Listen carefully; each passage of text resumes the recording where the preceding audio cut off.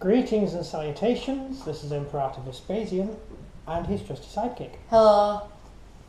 Today we're going to be having a look at the Imperial Japanese Navy Rikusentai. That was a mouthful, wasn't it? But I was only going to pause. Yeah, I normally read it, I don't say it out loud.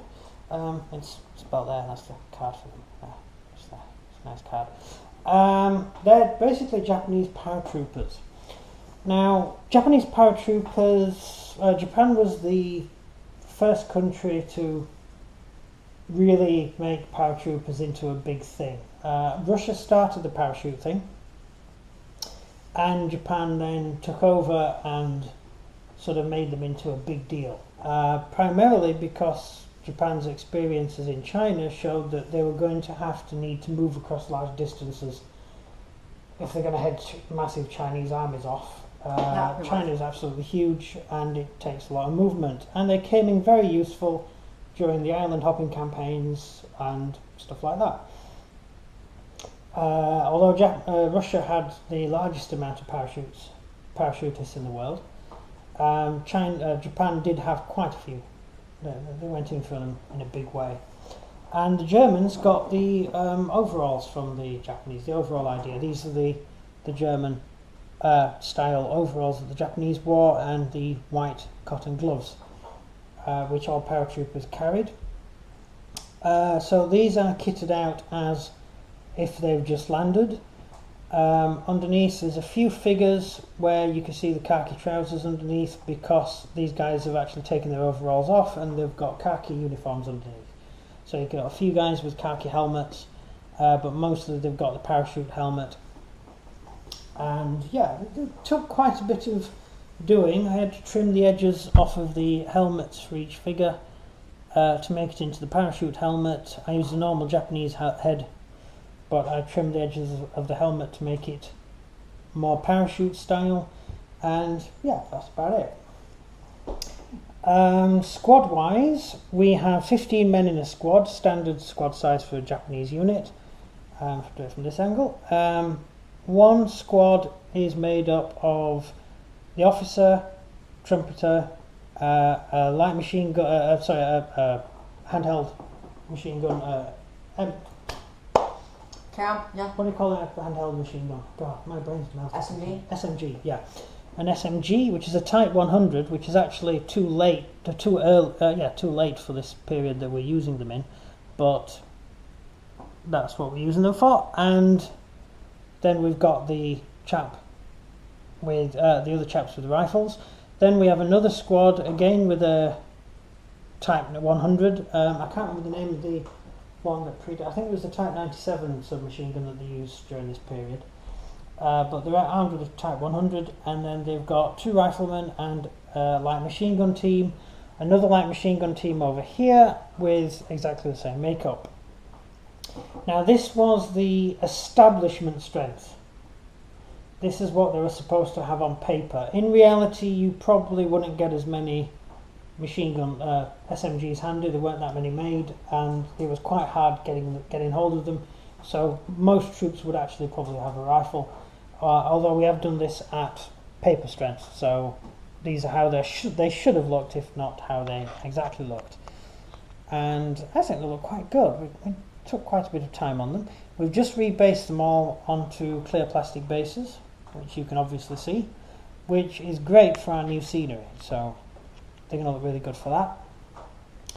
Another thing we do is, if you get some knee mortars, the Type 99 knee mortar, is it? Or is it Type 87?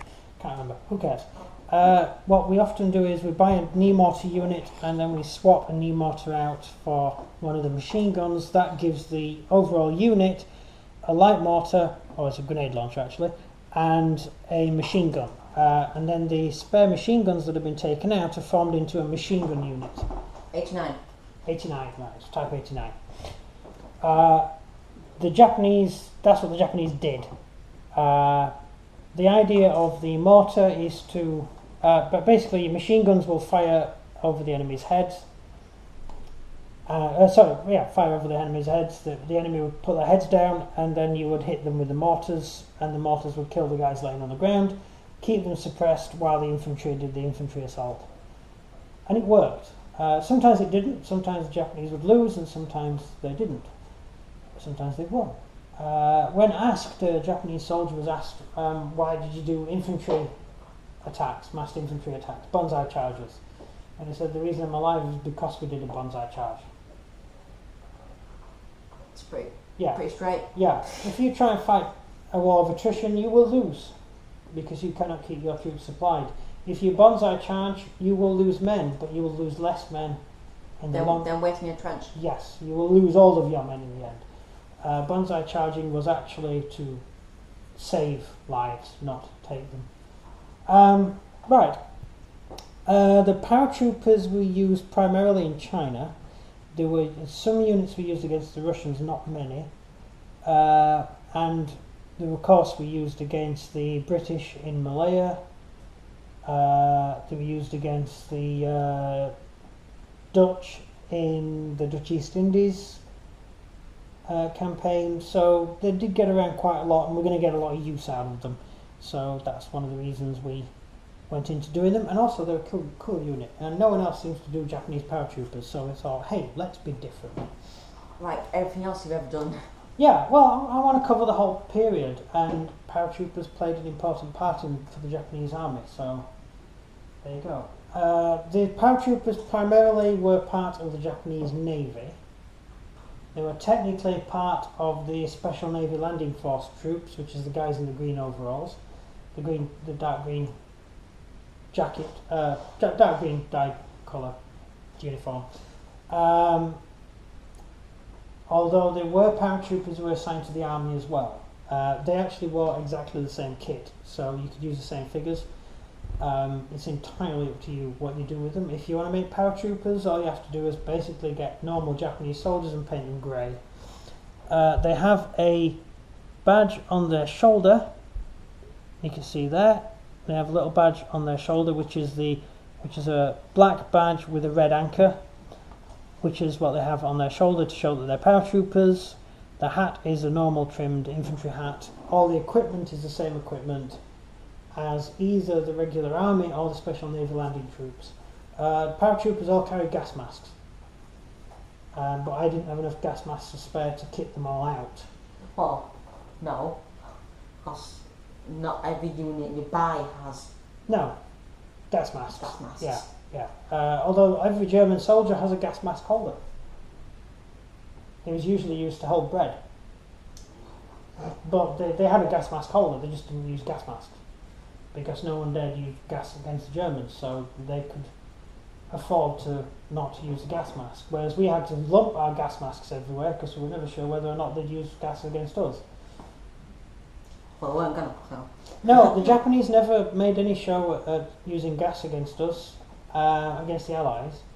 They used it against the Chinese quite a lot. That was common enemy. Yeah, they used it against the Chinese. They didn't use gas against us because they, just like the Germans, they decided that they wouldn't use gas unless the enemy used gas first. And neither side used gas first. So Then why did they use gas against China? because they're already at war with China by then. And China wasn't signed up to the Articles of War anyway. So there was no... Using gas technically is a war crime back then. You weren't supposed to use gas. The person using the gas, who's going to stand up to him? Well, theoretically, if you use gas, you've broken the 1920 something. I used to know these things. There was some sort of agreement between all the countries that we wouldn't use gas. The basic idea. You just wouldn't use gas against the enemy. You'd only use gas in retaliation. So the Germans had massive amounts of gas, they never used it. The Russians did gas the Germans during Barbarossa, but the first time they tried to gas the Germans, they gassed a field, because the pilots didn't know what they were dropping the bombs on, so it didn't really bother the Germans. And the second time, they gassed their own troops by accident. So the Germans kind of took it that those were not under orders. Is that when they had the map? We had the map upside down and went to the wrong place. Yeah. That's when we bombed the wrong country in World War One. Yeah, during World War One, the pilot who was supposed to be bombing a German gas works accidentally flew over the border and bombed the wrong country, which is interesting. Anyway, skipping on. As far as the gas goes, the Germans had gas, the Japanese had gas used against the Chinese. It was considered when the Russians used gas that it wasn't actually under orders of high command, and it was just some local idiot doing it, and you don't blame an entire country for what one local officer does. It can be a separate incident, and it wasn't used en masse, so it didn't bother the Germans, and the Germans never retaliated. So, although at the time the Germans were winning, so they probably didn't feel the need to. They also captured all of Stalin's gas anyway, because all of the Russian gas was positioned right at the front line, ready for invading Europe. Which? Russia was about to invade Germany. Which Germany? Yeah. Preempted. Germany did the first strike. Germany preempted. So all the Russian gas was in fields just over the German border, just sort of stacked up ready to use. And the Germans overran the forward positions and captured all the gas. Same happened at Dunkirk. All of our gas was captured by the Germans when they overran us. So we had no gas shells to fire. Churchill had an idea of dropping gas on the Germans when the Germans landed on the beaches if the Germans invaded Britain. Although we only had 200 litres of gas. How many do you need? Well, that would cover a small beach. You would need thousands of gallons of gas. Thousands and thousands and thousands of gallons. We didn't have it because... We'll strip from money. No, it's because all of our gas was sent to Europe, sent to France, to Belgium, and it was all captured by the Germans. The Germans captured so much of it, they went, oh my god, they've just deserted all this gas, they must have loads of the stuff. So the Germans assumed we must have even more, and they did exactly the same with the Russians. They captured all this Russian gas and assumed the Russians must have loads of the stuff if they're going to lose it all and lose it all at the front. They didn't realise that we captured all of Stalin's gas, all the Russians' gas. With those, we only had one primary gas works which made poison gas, and the Germans bombed it in the opening stage of the Second World War, and it put it out of action. So we couldn't produce gas. So we were really up against the wall there. If the Germans would have used gas against us, we'd have been stuffed, because the German gas wasn't. The German gas was a neurotoxin, so gas mask wouldn't have worked. Whereas the gas that we did have, a gas mask can stop it. So. As with the Chinese didn't have gas, so they couldn't fire it back. So the Japanese sort of felt we were all right using gas. Yeah, if you've got massive amounts of gas, no one's going to gas you. No, because you gas them back. You use more. Although the Americans did give orders to gas Tokyo. The American bombers loaded up with gas, and then the bombers were shot down by the Japanese Air Force as the Japanese invaded. So the bombers were destroyed, loaded up with gas. Had they bombed Tokyo with gas, then if you thought World War II was bad, imagine what World War II would have been like if the Japanese took the gloves off. Because they would have used gas against the Americans. They would have used gas against the British. Anyway, back to parachuters. Well, same thing. Luckily, we only had to contend with parachutists. Like most parachuters, these guys were trained to land behind enemy lines and wreak havoc, or capture a bridge, or capture a position, blow a fuel line, whatever. But the Japanese troops were trained to fight independently, so as soon as their mission was over, or if their mission failed, they would then become guerrilla troops, hide in the woods and ambush people. And they were trained to operate completely independently from the army. So it didn't matter if they were separated, because they could just go and do their own thing. They were also pretty well tooled up as well. They had quite a lot of weapons. I'm waiting for you to say something. Tactics. Tactics. You go first. Main tactic for me is to drop your parachuters in a calm climate, meaning no enemy around, they didn't spot you, and mainly at night time is. And then go in a little defensive area, wait for a turn for it to get your stuff ready, and then just attack. So you land away from the enemy. Yeah. Yeah, same as we said with the Russians. I won't land right bang in front of them like I did. Yeah, that was silly. But you didn't get me in time because I've got initiative. Yeah, yeah. I'd say much the same. Land away from the enemy. I would preferably land before the battle starts. That's always a useful thing. But if you're doing an air landing game, you don't get a choice. You have to land them, and so try and land as far away from the enemy as possible. Because while your troops are gathering themselves to fight, the enemy can react to you. And you've got to down order the first turn of landing. Yeah, you do. So you're in trouble because you got to. When you're playing Polish against my Russian parachuters, you missed. Yes, that was useless. All Japanese paratroopers carried a pistol, and they were only armed with a pistol when they landed. So all they had to fight with was a pistol until they could get to the ammo box and then get their rifle out. Hence the down order, because they're technically getting hold of their rifle out of the box and stuff. So it can be a downside. Best way to react to paratroopers is to hit them as hard as you can.